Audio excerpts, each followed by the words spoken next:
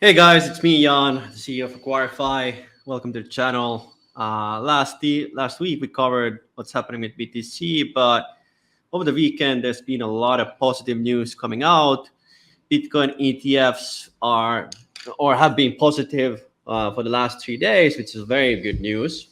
And also now finally Bitcoin has crossed the famous golden cross in perps, and usually when that happens there's a 180% to 250% surge in price.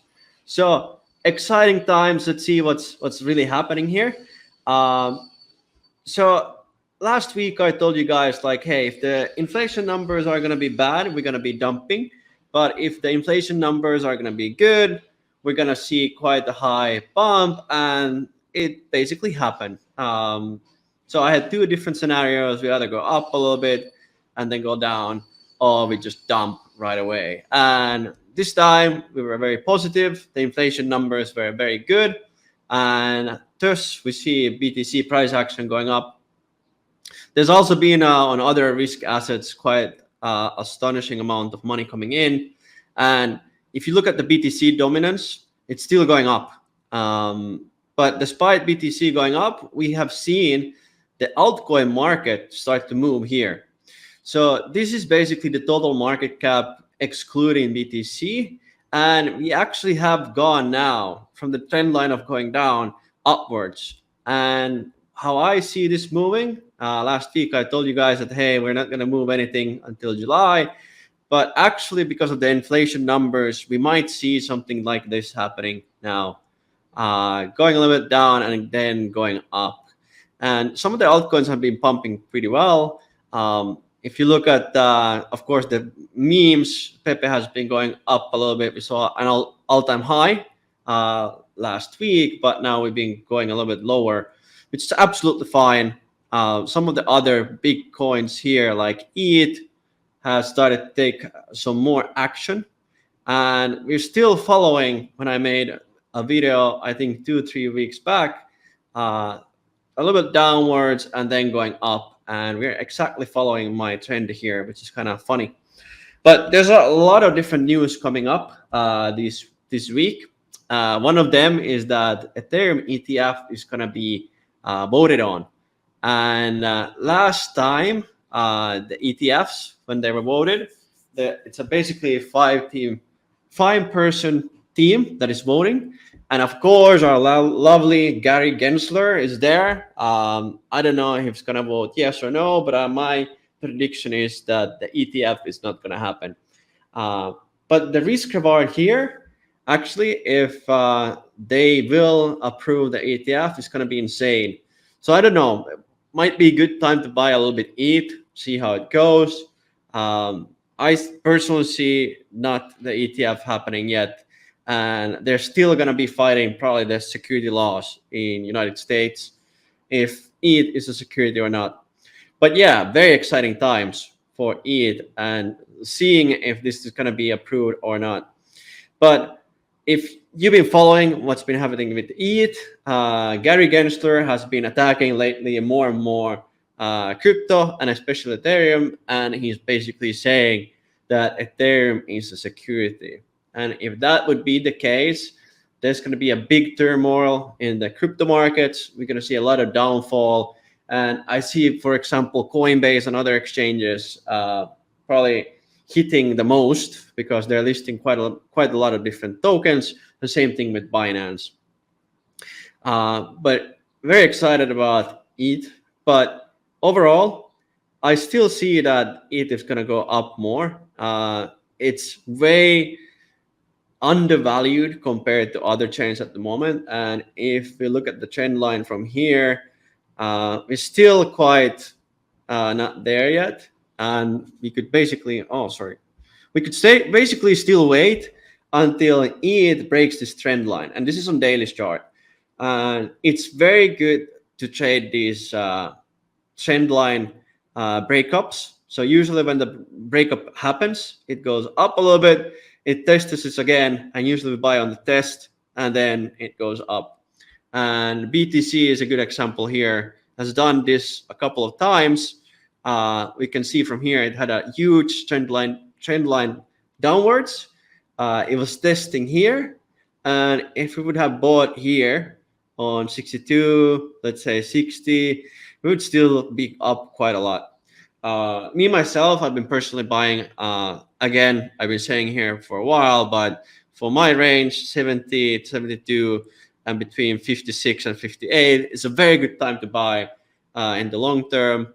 I see the currencies out there, fiat currencies going down, and the best hedge to hedge against other currencies is either with BTC or with gold. But okay, let's see at the ETF flows. So something that is very astonishing now is that Grayscale has finally started getting more and more inflows.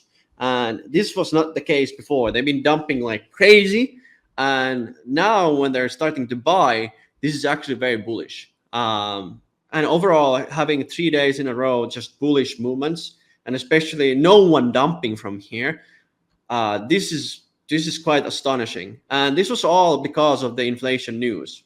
So if inflation numbers would have been gone down or being very bad, I think we would have seen a lot of dumping. But hey, it was a reversal, and we should be very positive about this. The second next thing I wanted to show you guys, or that is very interesting, is this golden cross. And usually when BTC does a golden cross, it does quite a lot of volume. It goes and does quite a lot of uptrend from here. And we are now in the trend line here. We're either getting the crossover, or actually we did already, but I'm still going to be waiting a little bit, like what's going to happen. But usually when it happens, there's a lot of positive movements. And I don't know, like this is quite good signal of what will happen in the rest of the year.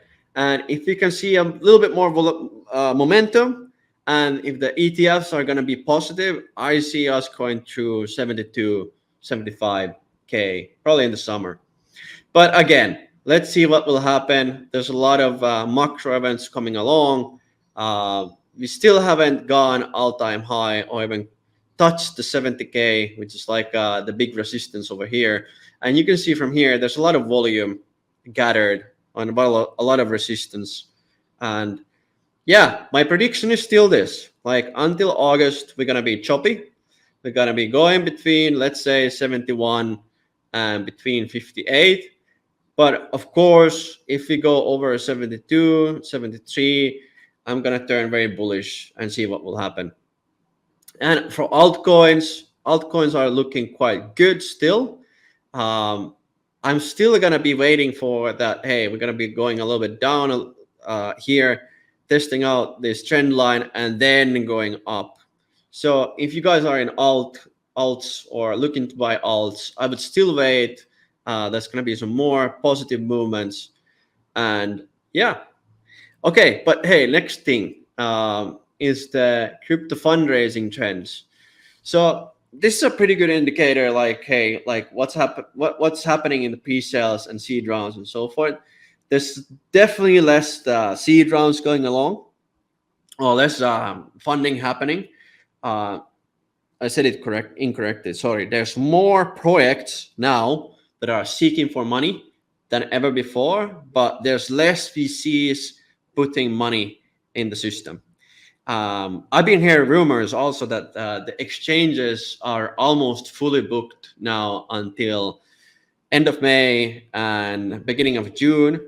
So everything that's launching now, they basically have been waiting for the launch for at least 3-4 weeks. Some of our portfolios have been seeing the same thing. And again, summer is here. Summer is usually very slow. Even for us at Acquire, we haven't been really looking or getting a lot of deal flow that is like tangible or investable. And we are very picky. Usually when we see a lot of projects starting to raise money, and there's an influx of all these different layer 2s, AI projects, and especially Gamify, we are holding a little bit back and seeing what will happen. But if the total market cap, if this altcoin season starts to go and we see this happening, this trend over here, we will start again quite aggressively deploying. And I think this is a very good strategy overall. If you would have been deploying here from January to February, you would be in a very good spot with all your pre-sales.